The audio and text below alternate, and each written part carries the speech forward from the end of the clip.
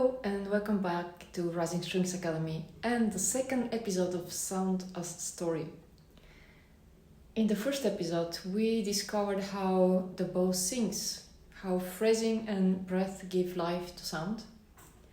And today we are going to move to the left hand, the vocal cord of the violin, to explore vibrato as emotion. Vibrato is not just a technical decoration, it's the pulse of the sound, the heartbeat of the expression. Used consciously, it can change the emotional temperature of the phrase from warm to intimacy, from tension to stillness. Let's explore it now. Vibrato is not motion for its own sake, it's vibration with meaning. On a physical level, it's oscillation of pitch around a center. On a musical level, it's the sound of the tone, the living instability that makes sound human. There are three main dimensions of vibrato. It's width, how far the pitch moves, speed, how quickly it oscillates, and the third is intensity, how much weight and contact the finger maintains. By changing any of this, we change emotion. Let's listen to it now. So let's explore the first one, the width.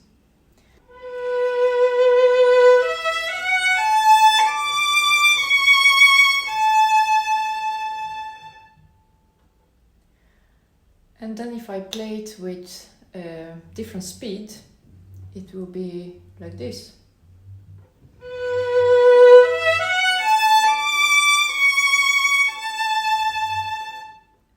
The intensity. So how much weight do I put? Is the finger touching a big part of my fingertop or is it just a part of it? That's also play a role in the intensity of the sound. So let's hear if I'm using a little bit of my finger, just the top of my finger, and I do the same speed and width, but just with a smaller part of my finger.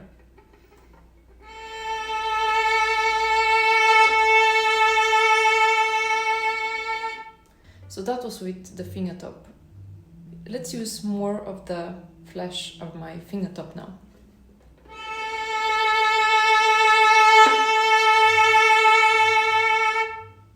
So when you play with the slow white vibrato, it feels more warm, generous, or a little bit nostalgic. And when you play faster vibrato, it becomes more anxious, more shimmering, more alive. When you play with a little bit of your fingertop, it's creating a more subtle, more intimate vibrato. And when you play with more of the fingertop, it's for richer sound, for more intensity, for more dramatic sound.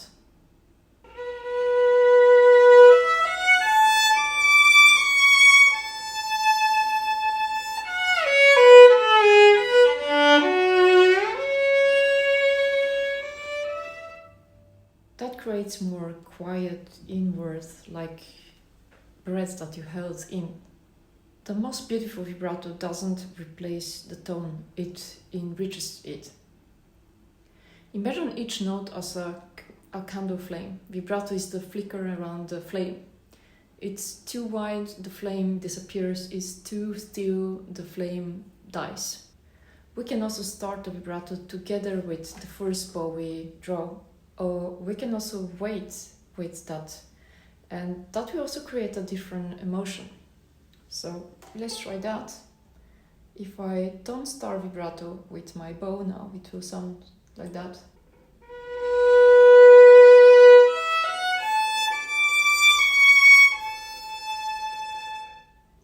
Or if I start it even before I put my bow on, it will sound like this.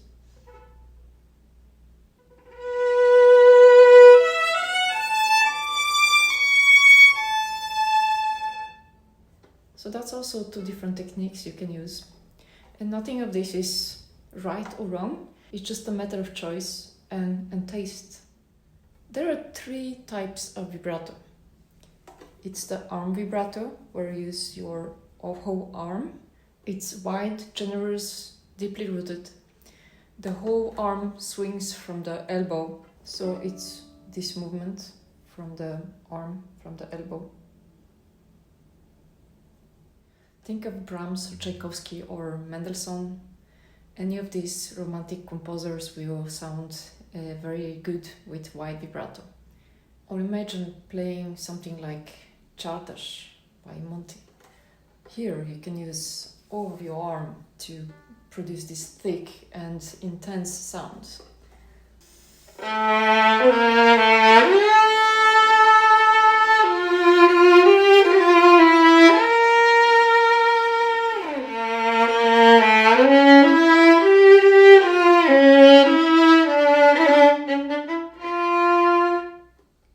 And then we have the wrist vibrato, which is more narrow and more flexible, and it's ideal for lyrical pieces like beginning of Mendelssohn's Violin Concerto.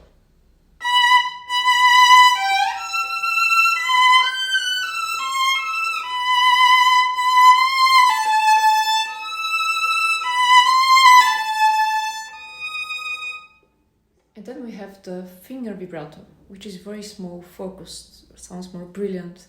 It's used in high positions as well as in Mendelssohn, or like Isai or Bach's, when you want to play more invisible vibrato.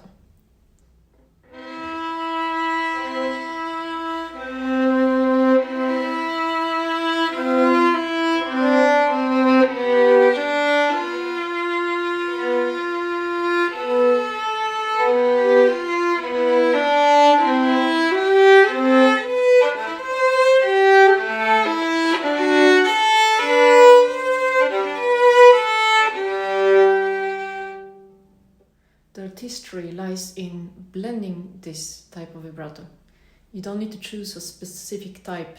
The phrase, the register, the harmony decides for you. Also, what style you're playing, how do you want the emotion of the piece that you are performing come out?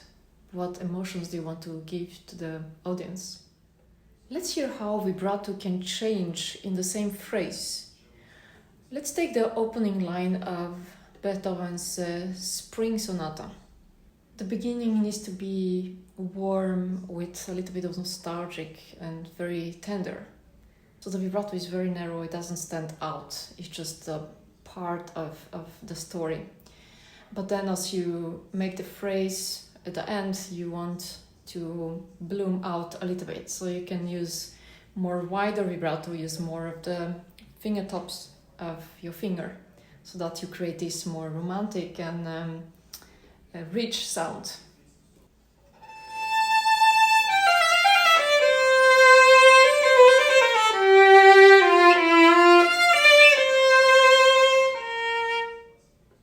So I start with a very small vibrato.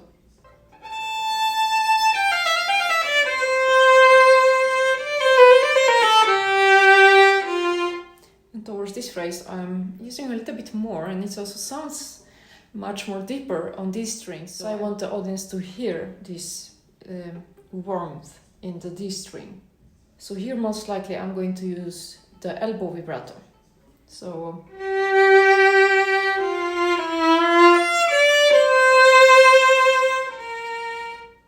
And then at the end, I would like to phrase with the diminuendo, so I want the sound to die. So I'm using narrow vibrato and less movement, less width.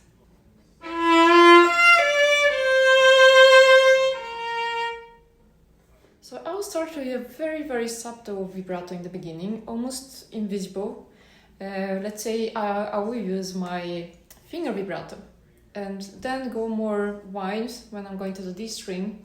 Use the elbow and then go back to something mixed, but also like less movement, less width, and more fingertip.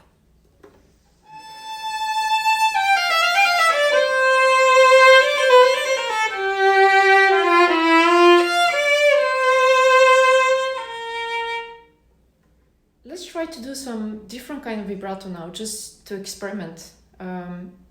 let's say that I will start with more wider vibrato.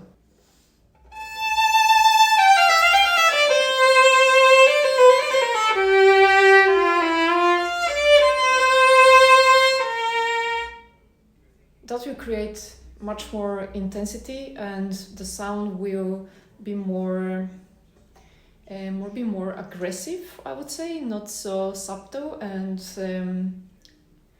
clean as I would like to be. But of course, in another piece of music, you may want to have this aggressive sound. So choose your piece. And now let's try to make it almost without vibrato.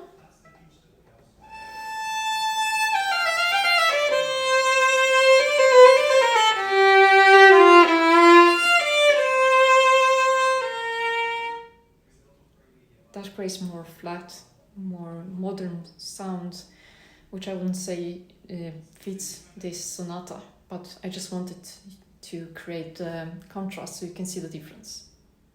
Vibrato is often called the soul of the violin, and I think of it as a breath or the voice of the violin, which makes it sound like a human.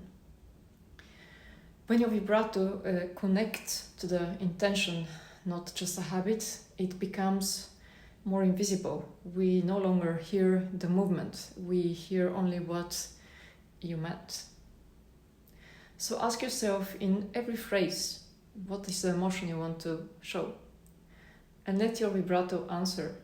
Not too much, not too little, but exactly as much as the phrase needs to live. In next episode, we will explore how vibrato and bow together shape narrative. Thank you for watching, and if you like this video, please subscribe, tell a friend, and I will see you in my next video.